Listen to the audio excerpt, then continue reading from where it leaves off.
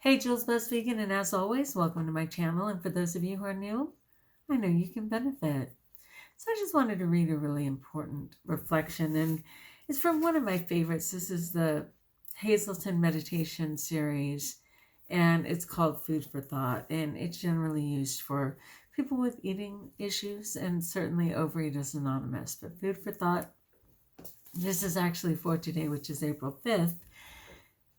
And this one is titled Fears. And I certainly have other videos on fear, which is an acronym. It can be for face everything and recover. Actually, face everything and recover. Or it can be F everything and run. That's the nicest way to put that one.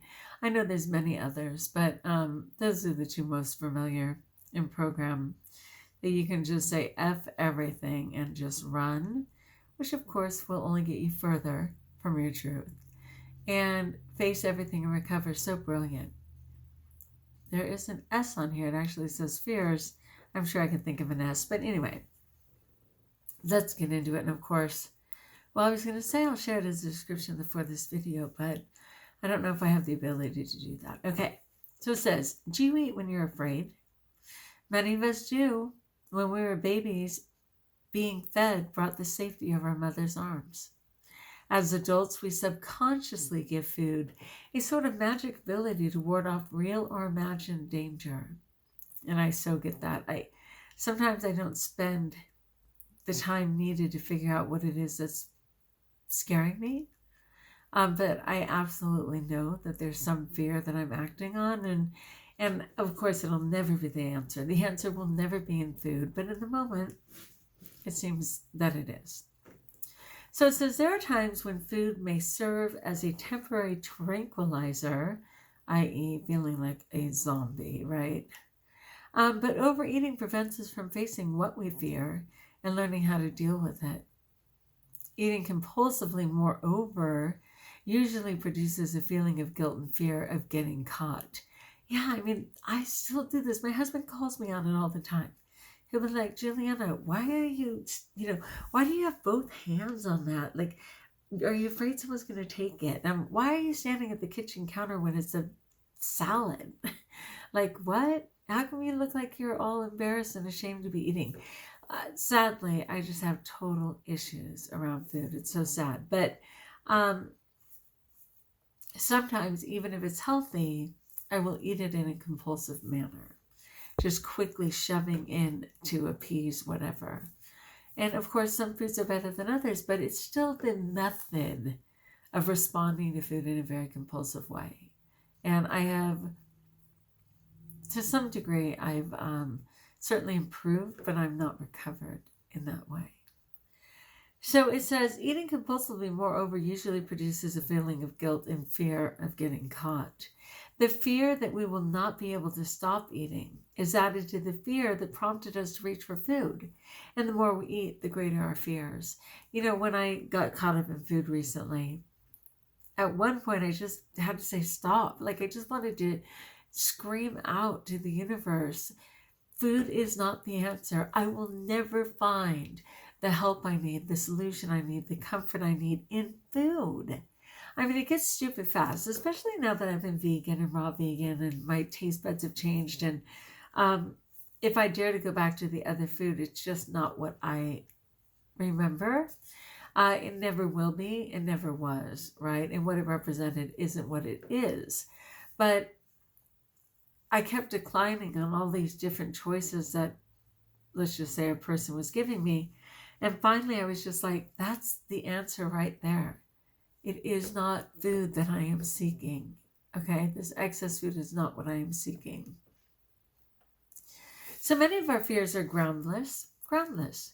I mean, it's been proven many times that 8% of all fears come to fruition. Okay, so 92% are groundless and irrational. Through contact with a higher power, again, something greater than yourself, something outside of yourself, someone that encourages you, someone who you find strength from, someone that you long to emulate or be like, something outside yourself, because what you've been using within yourself hasn't been working. So something outside yourself. So through contact with a higher power, We're given the sanity which causes them to disappear. The fears, the groundless, irrational fears. Those fears that remain are often the result of a self-centeredness which prevents us from turning our lives completely over to God. Again, the God of our understanding. When we give him absolute control, we have nothing to fear. And it's so true.